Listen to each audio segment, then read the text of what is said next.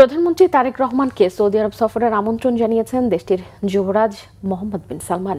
একই সাথে সৌদি যুবরাজও বাংলাদেশে সফরের আগ্রহ জানিয়েছেন।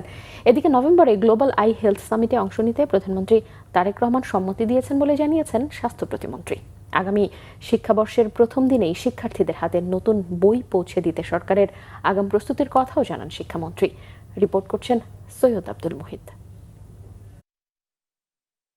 সোমবার সচিবালয়ে প্রধানমন্ত্রী তারেক রহমানের সাথে সৌজন্য সাক্ষাৎ করেন ঢাকায় নিযুক্ত সৌদি রাষ্ট্রদূত ডক্টর আবদুল্লাহ জাফর এইচ বিন আবিয়া। সাক্ষাতে যুবরাজ মোহাম্মদ বিন সালমান আল সৌদের আমন্ত্রণপত্র প্রধানমন্ত্রীর হাতে তুলে দেন রাষ্ট্রদূত। এছাড়াও দুদেশের স্বার্থ সংশ্লিষ্ট বিভিন্ন ইস্যুতে আলোচনা করেন তারা। পরে এক ব্রিফিংয়ে প্রধানমন্ত্রী পররাষ্ট্র বিষয়ক উপদেষ্টা হুমায়ুন কবির জানান, বন্ধুত্বপূর্ণ সম্পর্ক জোরদার সহ বিভিন্ন বিষয় নিয়ে আলোচনা হয়েছে তাদের। The ambassador also conveyed that His Highness the Crown Prince,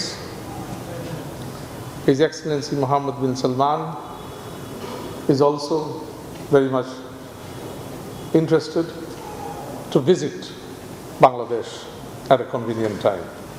We are very positive about having a strategic cooperation and partnership with the Kingdom of Saudi Arabia. পরে প্রধানমন্ত্রী তারেক রহমানের সঙ্গে international agency for prevention of blindness IAPBর প্রধান নির্বাহী কর্মকর্তা Peter Holland সৌজন্য সাক্ষাৎ করেন। নভেম্বরে অ্যান্টিগা এবং বারমুডায় প্রথমবারের মতো গ্লোবাল সামিট ফর আই হেলথে অংশ নিতে প্রধানমন্ত্রীকে আমন্ত্রণ জানানো হয়। সামিটে কো-হোস্টের দায়িত্ব পালন করবে বাংলাদেশ। পরে স্বাস্থ্য প্রতিমন্ত্রী এম এ মুহিত ব্রিফিংয়ে জানান, গ্রামীণ এলাকার স্কুল শিক্ষার্থীদের চোখের সমস্যা শনাক্ত ও চিকিৎসা নিশ্চিত করতে IAPBর সহযোগিতা চেয়েছে সরকার। এই বাজেটে আমরা চোখের এই ছানি অপারেশনের পর যে লেন্সটা দেওয়া হয়, মাননীয় প্রধানমন্ত্রী উদ্যোগী হয়ে এই লেন্সের উপরে কর কমিয়ে দিয়েছেন, অর্থাৎ এই চোখের ছানি অপারেশনের খরচ কমে যাবে। এতে আমরা এই কর্মসূচির মাধ্যমে 10 লক্ষ মানুষকে ছানি অপারেশন করানোর পরিকল্পনা গ্রহণ করব।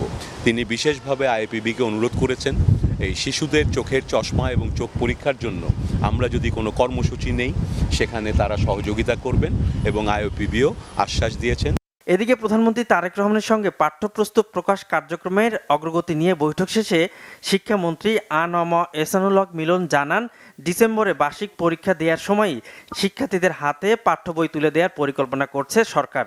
আমরা আশা করছি যে ডিসেম্বরের যে ফাইনাল এক্সাম হবে তখনই তাদের হাতে আমরা বইগুলি পৌঁছে দেব। মাননীয় প্রধানমন্ত্রীর নির্দেশ 30শে নভেম্বরের মধ্যেই আমাদেরকে রেডি থাকতে হবে নতুন পাঠ্যপুস্তক নিয়ে।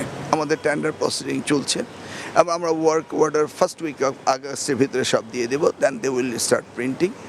আর এই বিষয়ে যা তদারকি করার দরকার রয়েছে তা আমাদের মন্ত্রণালয়ের টিম রয়েছে, NCTB রয়েছে এবং আমরা সম্পূর্ণ প্রস্তুত আগামী দিনে সুন্দরভাবে বই দেওয়ার জন্য। Thank you. Syed Abdul Muhit, Bangla vision, Dhaka.